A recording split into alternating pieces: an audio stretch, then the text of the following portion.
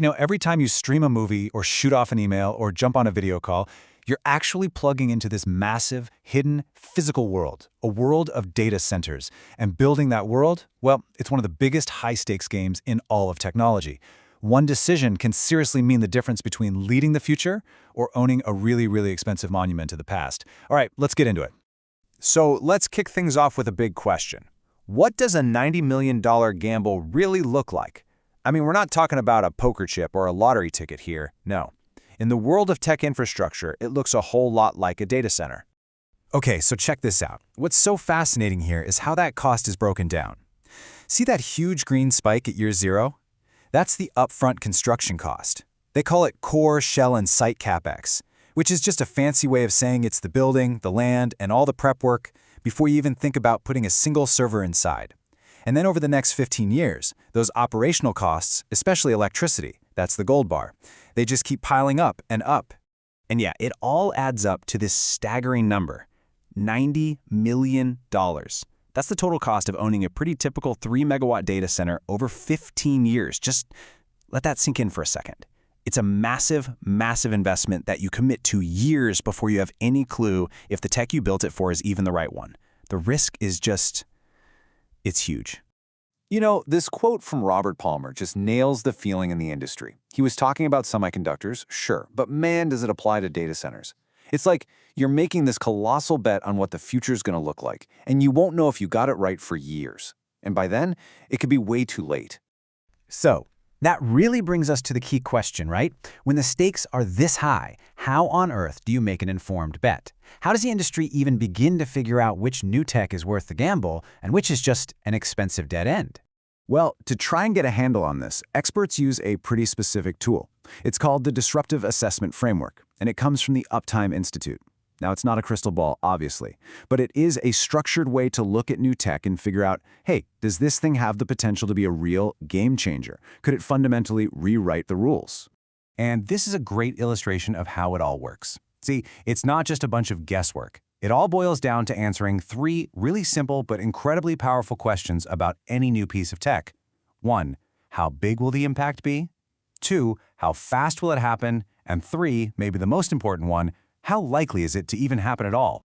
So, who's actually answering these questions? Well, it's a panel of 27 industry experts. We're talking specialists from the Uptime Institute, analysts from 451 Research, and even some execs from tech companies who are right there in the trenches.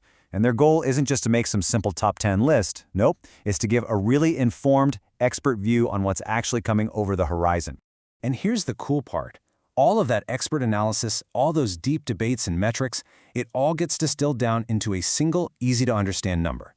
It's a rating that gives the whole industry a common language to talk about the future. So let's actually take a look at how that rating scale works. So here's the scale itself. It's super simple, just a 1 to 5 rating. A 1 basically means the impact is way out there or just minor, so you can pretty much ignore it for now. A 2 means, okay, it's on the radar, but you can kind of wait and see. But when you hit 3, that's when it's time to start watching closely, even if the impact isn't right around the corner. A 4, now you need to seriously start figuring out how it's going to affect your business. And a 5, well, a 5 is like a fire alarm fire. It means you better be preparing for some major disruptive change, like right now. All right, so the theory is great and all, but let's see how this framework actually gets used in the real world. We're going to take a look at 2 technologies that were making waves back in 2018 and see how the experts assessed them. So first up on the list, micro-modular embedded data centers. The idea here is pretty cool. Imagine a full-power, totally self-contained, super durable data center cabinet that you could literally just drop anywhere you need it.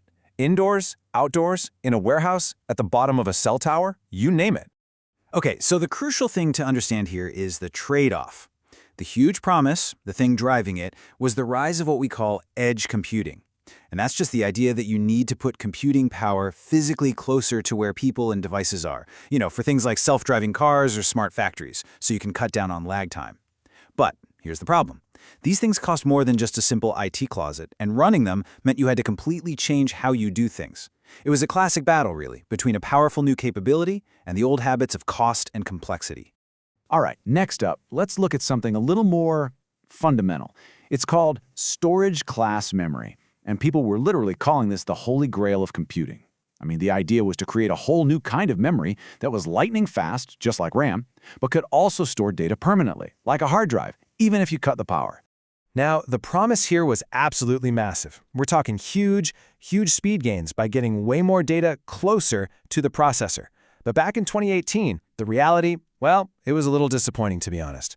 The first products that came out only showed pretty minor gains, and the whole technology was largely unproven out in the real world. It was a revolutionary idea, for sure, but it hadn't yet delivered a revolutionary impact. So what have we seen? Well, frameworks like this are absolutely essential tools. They help us bring some structure to all this uncertainty, right? They let us make smarter bets. But they don't get rid of the fundamental truth of it all, which is that in technology, the only thing you can really count on is change itself. And that really brings us to the final question. We just looked at two big debts from back in 2018. So looking back from where we are today, which one of those gambles do you think actually paid off? Well, while storage-class memory has found its place in some niche areas, it's really edge computing, pushed forward by stuff like 5G and the Internet of Things, that has just completely exploded. That gamble on bringing data centers out to the edge, it's paying off in a huge way. And it's a powerful reminder that in this $90 million game of technology, sometimes the winning bet is just the one that gets you closer to where all the action is.